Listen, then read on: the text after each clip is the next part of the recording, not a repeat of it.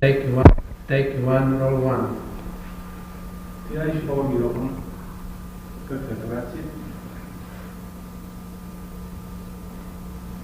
commence. You have been the first from the Western media to have asked me, to have forwarded to me that question: what happened in Vietnam and what was wrong? Because you are the first, I have accepted immediately to receive you. Because for nearly 2 decades, no one cared for what happened in Vietnam. But what I have to say is very important to me. And for nearly 20 years, I have not had much opportunity to practice my English. So from time to time, I prefer to refer to something written. First of all, I wish to ask you, have you not noticed that strange doom on the US? Have you not noticed that President Carter, for instance, has been the 5th ill-fated US president? And have you not noticed this also, that those politicians, very bright, very talented, who believed that they could say in 1975, for instance, leave Vietnam behind your back. They believed that they could say that to the American people, forget it. In spite of their brio, in spite of their talent, it is they, in fact, who have that fate. So it is something strange that Vietnam could attract such doom on those who believe they can despise my country. And the Americans are not the first. The first, for instance, was Mendes France of France. He had such a political stature that no one understands why, after signing the division of Vietnam, he has just disappeared. He who wanted to relegate Vietnam in the past, that past was for him. So now, I think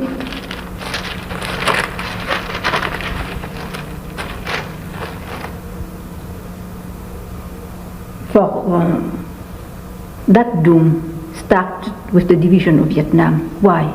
Because colonial France at that time could have transmitted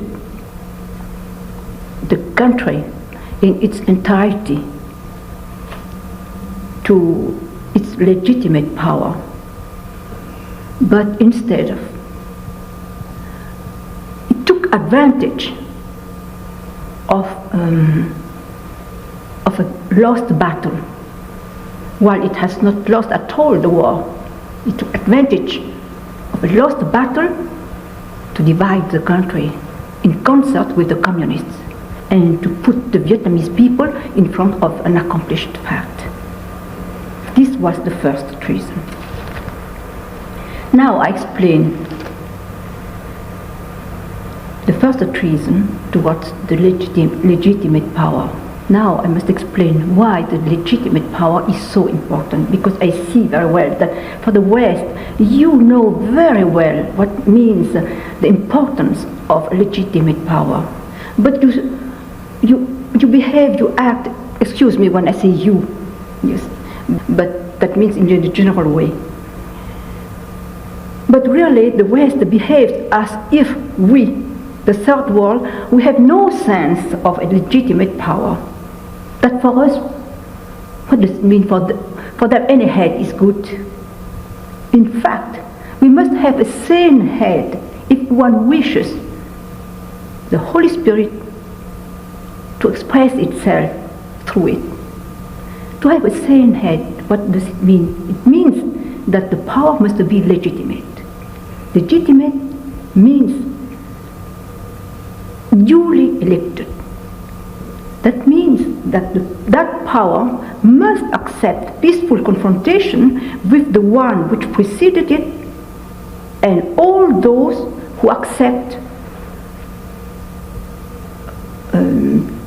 to have people's votes without resorting to violent means. In Vietnam, the only power to have fulfilled those conditions was the government of President Ngô Đình Diệm, because he was the only one to have accepted peaceful confrontation with Emperor Bảo Đại, who preceded him. And after him, no one has dared, after his murder, no one dared to accept peaceful confrontation with the one who ought to have been elected in his place in case of his disappearance, according to the constitution of the Republic of Vietnam founded by him. So when one says that Ho Chi Minh has obtained the abdication of Bảo Đại, for instance, what does it mean? He obtained this through coercion, because Bảo Đại returned 4 years after to challenge him. So the only legitimate power of Vietnam was the one assumed by President Ngô Đình Diệm, and it was precisely that one that the U.S. It was precisely that one who was beheaded by the U.S. So now I think that you begin to understand why there is that doom on the states, on its head, after what it has been done in Vietnam.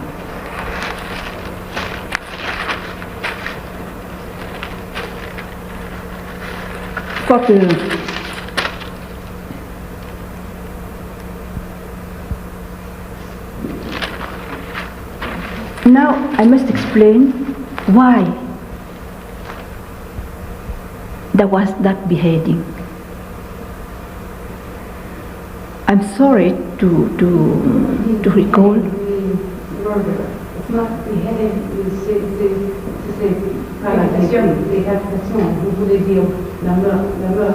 No, I mean the Vietnam has been beheaded. Then perhaps a more clear way is to say why there was the coup, or why the head of government was. Yes. No, but when I mean that is because I consider that a legitimate power of Vietnam is the head. And if you betray it, if you how do you call it, you make it disappear, it is exactly as you have beheaded Vietnam. The whole country.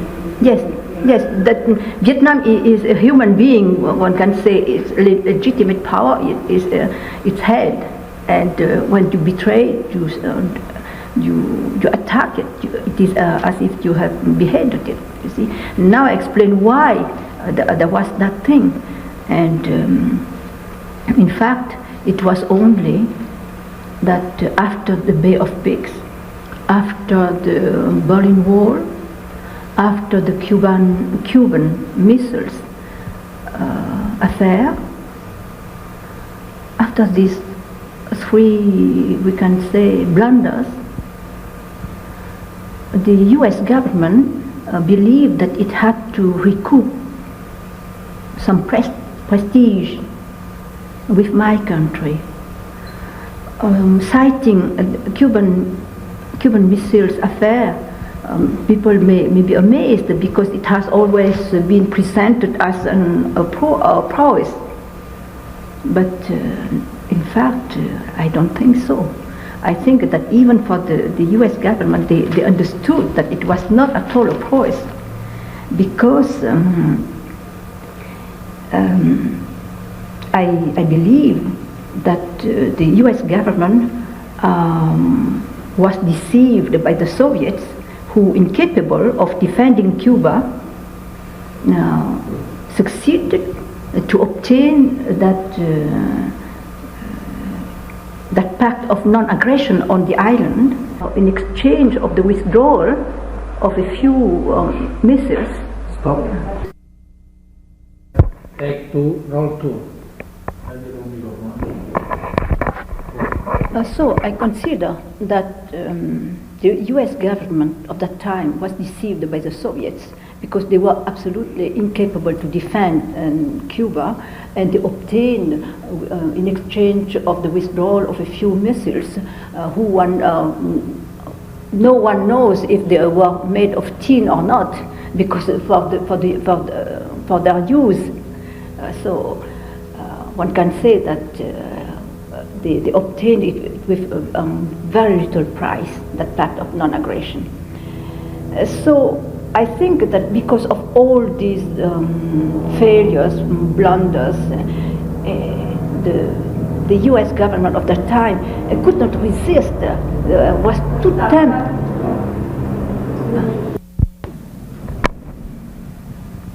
It was too tempted, it was irresistible to use its only winning card, which was Vietnam.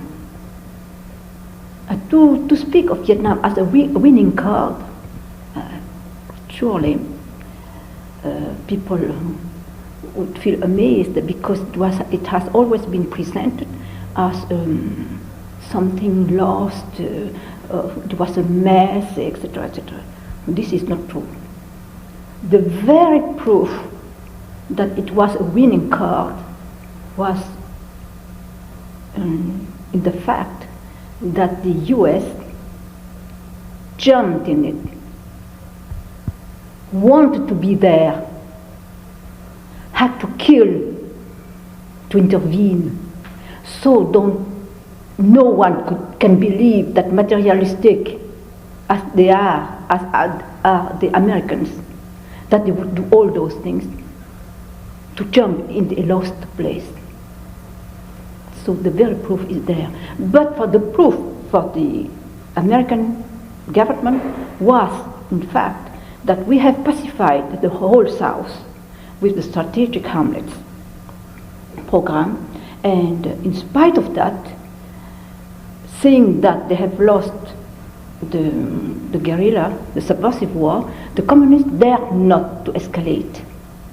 And since they dare not to escalate, the Americans saw very well that if they dare not, it was only out of fear of our ally, the US. So they considered that all the factors of a sure victory were there to be taken. If only the Ngo Dins, that means President Ngô Đình Diệm and my husband, could be replaced by people who would accept American intervention, because we did not want that intervention. So they had to be killed, just that. And in order to do that, to commit that treason, the Western media, in the wake of the US, were drummed up to present us as dictators. For this, I must read it, because really it is very important for me. We were presented, even now, dictators. Yet, we have never infringed our constitution, which was more democratic than the US one, and more democratic than the French and British ones. In what way? Our legislature had, for example, the right given by a 1962 constitutional amendment to question publicly the executive any time in plenary session. This is spared to the American executive. Besides, our executive have no right, like in France and England, to put an end before it's time to the legislature. Never. They have to coexist until their respective term. The people cannot be summoned because the two cannot get along. We find that too futile. And for important questions, there are the referendums. So the proof is there. Of course, the amendment came only in 1962, but who has said it? Who has informed the world to say that our constitution is like this, that means more democratic? Take for. Of course, we did not have much time to apply our amendment, but at least it was there. So it is absolutely dishonest to present us as dictators. Well, we have never infringed our constitution. There is no proof of any wrongdoing from us towards our constitution. But to give some credit to at least to when the press, the media at that time, the Western media at that time called us dictators, it was made of all clothes that Buddhist affair, to present us at least not only as dictators but rejected by a majority of our people. That Buddhist affair. You know why they used that theme? It is just because with that they are sure that the true Buddhists will never denounce them. Because according to Buddhist belief, no action, no reaction. So a true Buddhist never react. They would never go out and publicly denounce anyone. So using the Buddhist etiquette, they are sure not to be denounced by the true Buddhist. On the other side, that they know that for the West, it is religious fanaticism is in general considered as something typical to immature people, mentally underdeveloped countries, so it doesn't have to explain itself, to justify itself. So because of these two reasons, they chose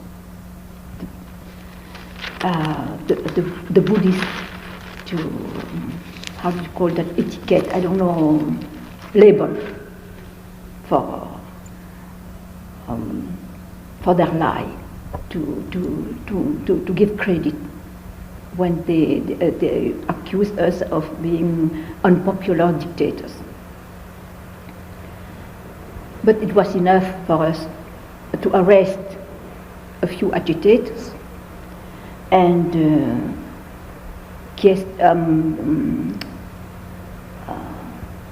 asking the United Nations to send an investigation team, and pricked Buddhist balloon went flat. Because of that, the US government considered that it has lost the faith and decided to finish with the legitimate power. Vietnam with a so-called putsch, in which President Ngô Đình Diệm and my husband were assassinated. Now I go to the second treason. The second treason came with on January 27, 1973, in Paris, 12 nations, among them the highest, the greatest powers of the world, Soviet, China, of course the US first, Soviets, China, France, England, and so on. 12 gathered very solemnly in Paris to sign the to warranty the right of the Vietnamese people to choose their legitimate power under international control. In spite of that, that treaty, international treaty, has never been respected. Why? All those who have signed it behave as if General Dieu Van Minh, who surrendered in 1975 to the communists, represents Vietnam. Since he represents Vietnam, he has surrendered, the affair is closed. But it is absolutely hypocritical, because General Minh represents only himself and those who have been accomplices with the US in the beheading of Vietnam.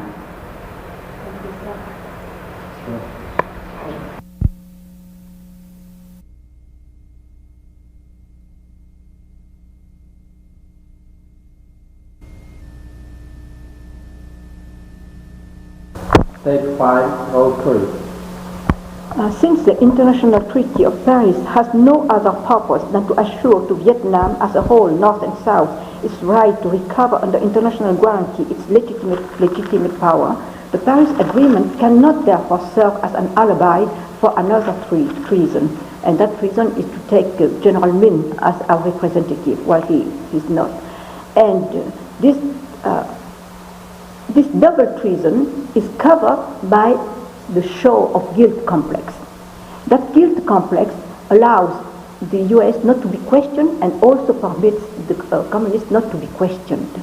But in fact, by making a show of that guilt complex, the US pretends to be wholly in front of those who do not know the truth, while in fact its so-called guilt complex, well publicized but not at all elucidated, only helps to cover up until now its double crime, all against Vietnam as a nation. The consequences are the religious fanaticism. In 1965, when the Buddhist affair went off US hands, one of the golden boys of the US went with American planes, bombs and all those things, and smashed the pagodas. After that, of course, the US was convinced that any religious fanaticism can be treated in that way. The second consequences, it is that the US embassy in Saigon has been used as a center for subversive war, undeclared subversive war against Vietnam, to destabilize the country, and including the murder of the legitimate chiefs. I don't know what was done in Iran, but I consider that the role of the diplomats are not to cover an undeclared subversive war, because it would be too unjust for them to have their life endangered because of that. That's why I think that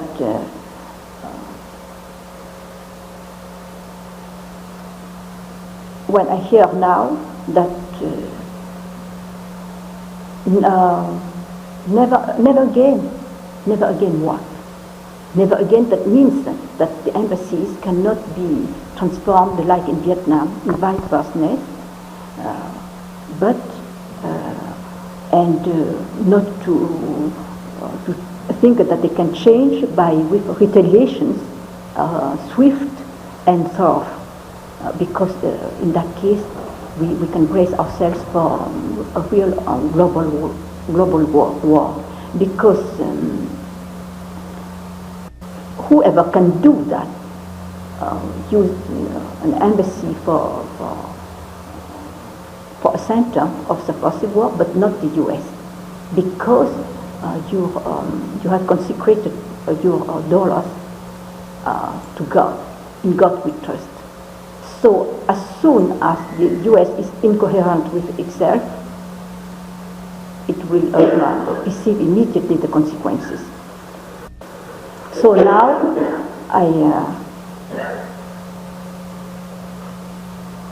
you can put up your questions.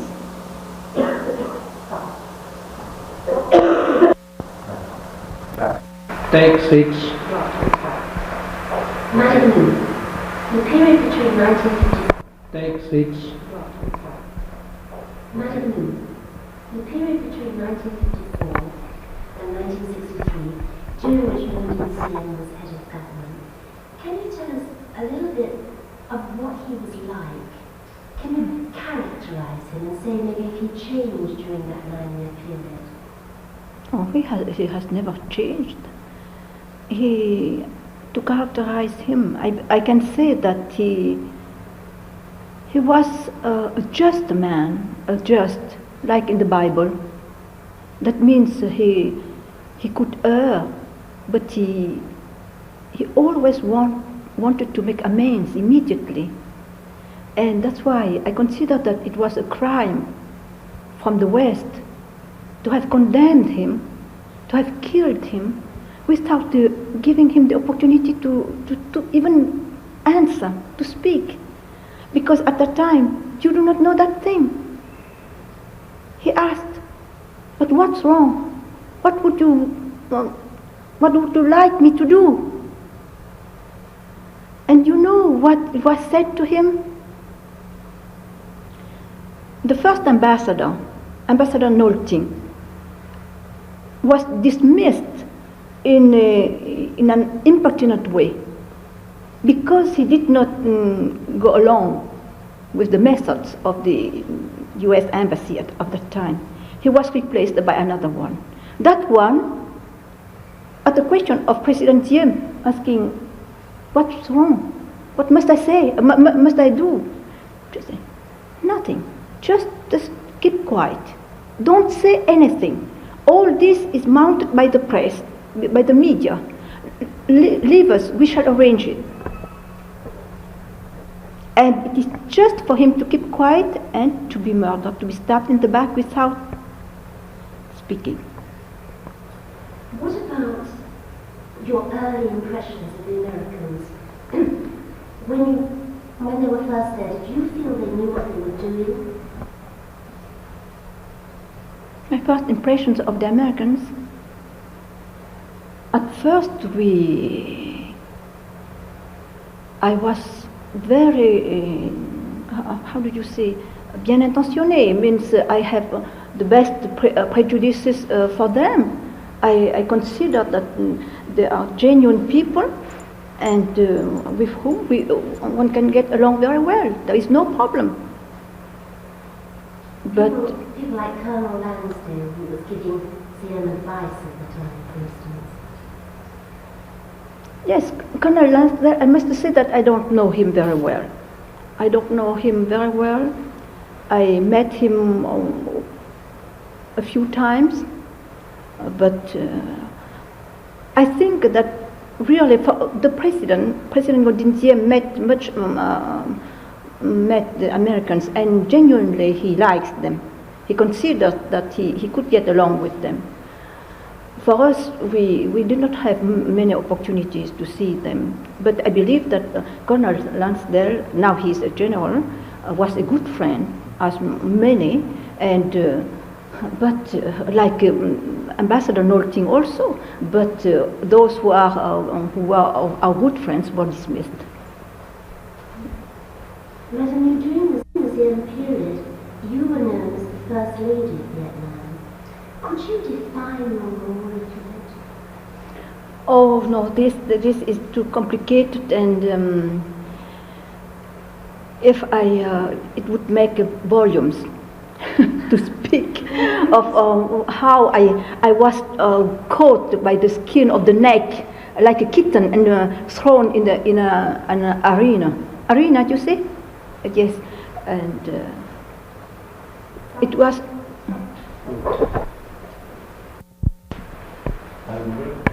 Take 7. Madam, during the Diệm period, you were known as the First Lady of Vietnam. Could you define your role for us? My role? No, it is too difficult to define it. I can I can just say that I was taken by the skin of the neck by God, and like a little kitten thrown in an arena, and with the lions. But I believe that it is just because I was born on the other side of the lion, and that God believes that I can get along with them. But in fact, it is too long a story to speak of it. I have already written at least 3 volumes about it, so I prefer to reserve it. What about how the Western press defined you? For instance, there was this thing of calling you the Dragon Lady. Would you like to comment on that? I believe that when they call me like this, it is just because they see that I looked fearless, and it is true. My husband, he was very unhappy with on one side his brother, the other side his wife. He considered both of us as babes in the woods, who absolutely, how do you say, inconscient. That means we have no sense of the reality, that to jump in the fray and you don't have the impression that you are fighting ferocious beasts. And he said all the time that to his brother, you should be a monk, and you, to me, you should stay home and be a quiet housewife. And I said, of course, Sorry. Take 8, roll 4. If I'm left to myself, surely I would follow immediately the advice of my husband, just to return home, to knit, to sew, to cook. It is really the only things I like in life. But when I was in my country, people went to me, and they asked me, you should do this, you should do that. And I see very well that if I did not do those things, nobody would do it. That's why I have organized everything in such a way that I can pass over to them immediately, because I did not like the life I led at that time, not at all. And they called me Dragon Lady, because they see that they saw that I was absolutely determined, that nothing could stop me. That the only thing they want to stop me, they must explain to me in what way I was wrong. If they cannot explain it, I didn't care. And because of that, they saw very well that I was afraid of nothing. And you see why that calling came? They invited me, the press invited me to go. At first they said, Mr. New, the news, no news, good news. They must leave the country. So they invited me to go to explain my position at on the U.S. platforms. You see, on the with the press. When I left my country, hardly I arrived in Belgrade only at that time. It was said to me that from the State Department that I should not go, I ought not to go to the States, because they would not guarantee my safety. So they invite me in order for me to leave the country, but as soon as I leave my country, don't come. I say, no, I have left my country just to go there. And the US will show to the world if they are capable or not to defend a weak woman on their territory. And so by this time, so this is October 1963. Yes, exactly. You already were disillusioned with the Americans? Oh, but at the time it started. They invited me, and hardly I left my country, they told me that. Of course that I was delusioned. Disillusioned. And because of that, everybody said, but considered me as a dragon lady because I just challenged them. It's all.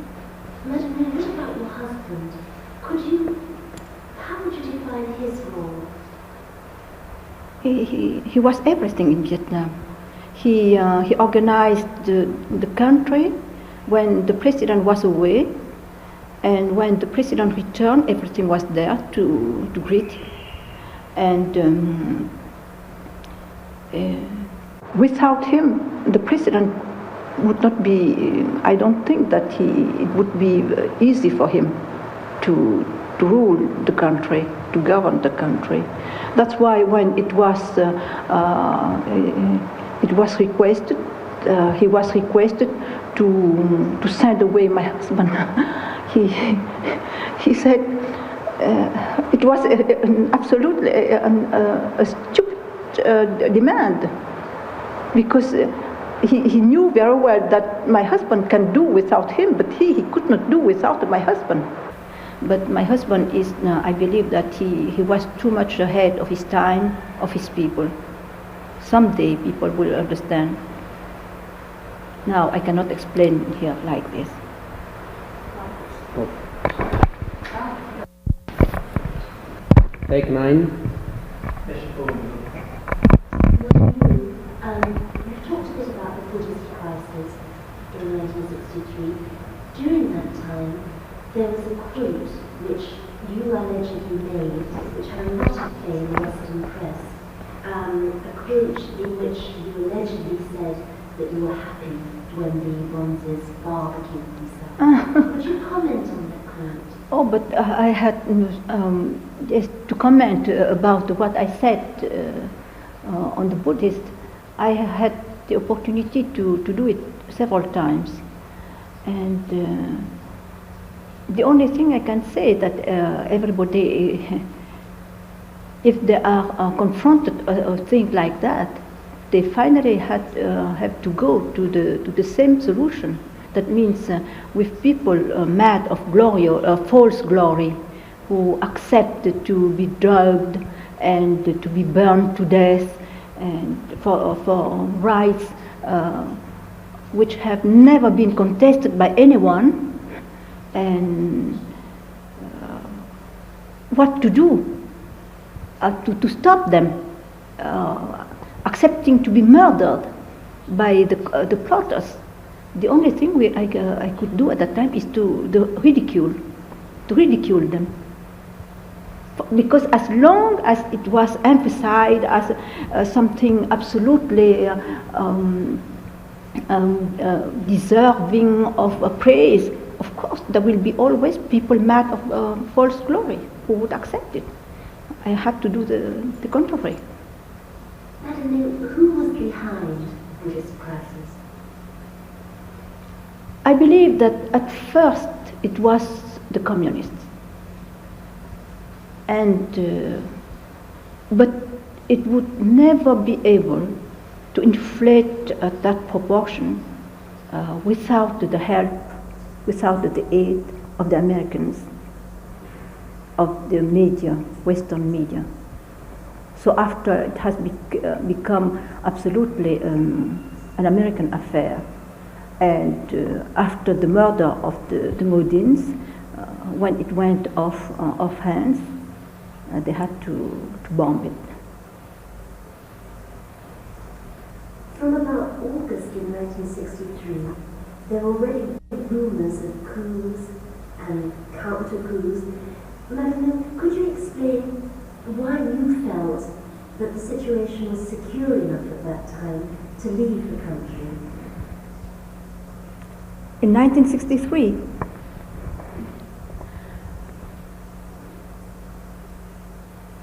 I had to leave the country. It was, for me, I could, because as I already told you, I have always organized everything in order for people to do without me. So for my own occupations, for my women's movement, I could leave. It was all organized in that way. And I have a mission, which was to prevent them. If I could not prevent them to commit the crime, at least my mission was to do in such a way that that crime could not be perfect. So I had to go to tell first, to say, things are like this. So if it happens after, you will know that it is all premeditated. In your opinion, who was responsible for the 1963 coup?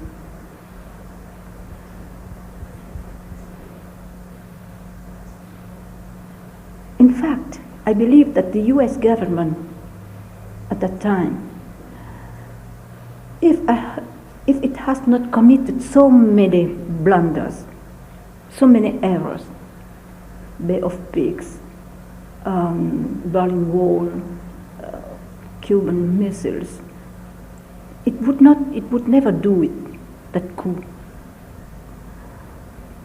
But after 3 mistakes, like the ones I have just cited, it had to do something in Vietnam to, to own Vietnam. And for them, all the factors of success were there. They considered that they could not leave it to us, but what they have done was exactly to rob the poor. That's why there is that doom on them now. Who was responsible for the deaths of your husband and your brother-in-law in Vietnam?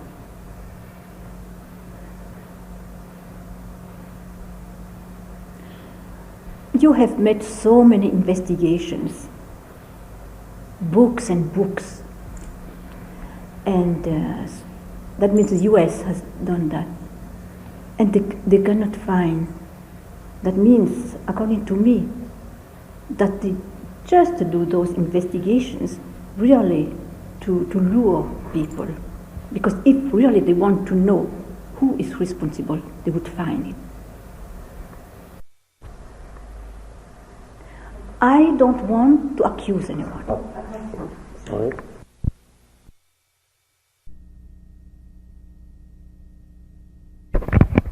Take 10, roll 5.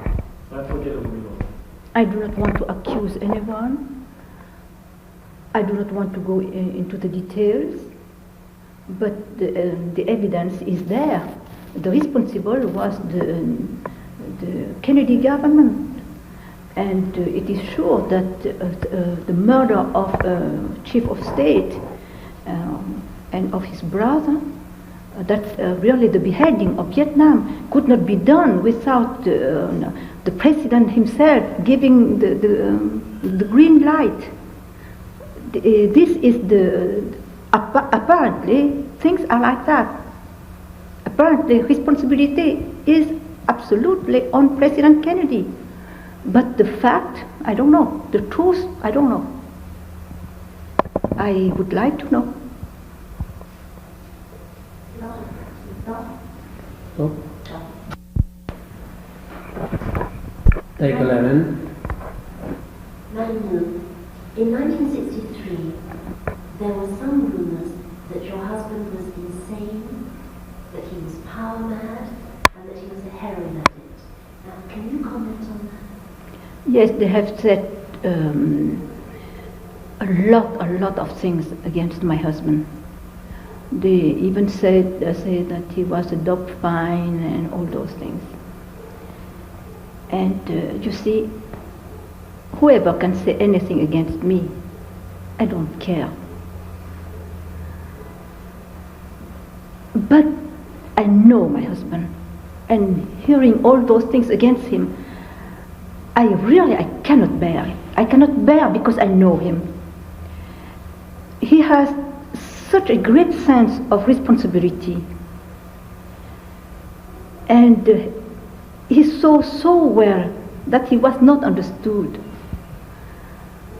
that his self-confidence was based on the faith in God and in himself, was considered as madness because he was confronted to the United States.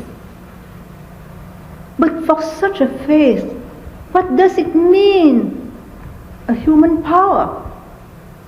But nobody understood, so they said a lot of things, but for years and years, the death of my husband, I could accept it.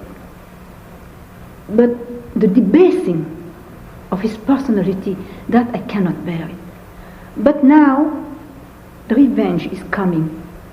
The revenge is coming that all those who have attacked him, who have said all those things, when the truth will be known about what he has found and what is really his madness, all those people will be ashamed. Will be ashamed. They would like to swallow all they have said, because it will show how fools they were not to have understood that man. That hour is coming. There are also rumors that because your husband felt so betrayed by the Americans, that he made overtures towards the North Vietnamese communists. Can you also comment on this? Overtures to the communists. In fact, as I have explained, we won the war. If we have not won the war, never the US government would jump in Vietnam. We won the war. The communists dare not to escalate. They have only one alternative. They had only one alternative. Either to escalate, that they are not, or to negotiate. So it is they who send the people to us, because my husband has found a solution against subversive war. That solution permits his people to live with the war, against the war, and in spite of the war. And because of that, the communists could not do anything. So, rather than, instead of escalating the war, they sent the people to talk with my husband. And this was turned over against my husband, as if he made the first steps. Not at all. This is a lie. Not at all. It was they who made the first steps. What did he say to them? He, at that time, we just started to talk with them, to know what do you propose. And they arrived, and in order not to lose face, because we did everything at that time to make things easy for them. So they arrived, and they just asked, what are your conditions for your open arms program? That means it was translated in open arms program, but in fact, Tiêu Hoi means the return of the prodigal brother. So we said to them, we shall kill le veau gras, that means for the prodigal brother, son, they killed the veal, the fat veal. But we told them, we shall kill the fat veal. And I think that the US got that answer from us, and they believed that they would be the fat veal. Maybe. Otherwise, I would not explain why they did what they did. Why they did what they did. What do you think went wrong? Why did such an unhappy ending happen in 1963? All that is, arrogance, comes from arrogance. The US was convinced it possessed the truth and was full of contempt for there were it was too materialistic to understand, and that I cannot even accuse them or be too bitter against them, because I must say that even our own people did not understand anything. A lot of our people did not understand anything. Or they materialistic. They considered that my husband was absolutely insane to despise all that material strength and to cling to his solution. But it was just a misunderstanding out of arrogance on one side and a kind of lack of of intelligence on the other side. Because for the Americans, I believe that it was arrogance, but for our own people, I believe that it was just a lack of intelligence, immaturity. You had something that you wanted to add about this. Yes, my last, the message, really, I want to forward to the American people is just this. Don't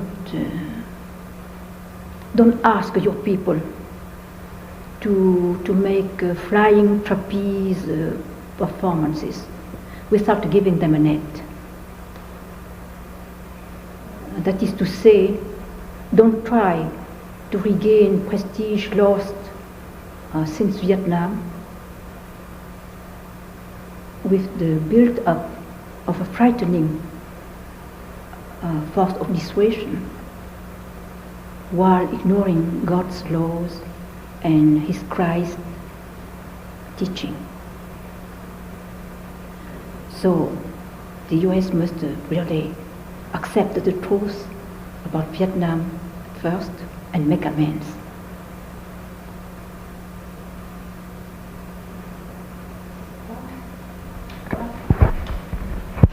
I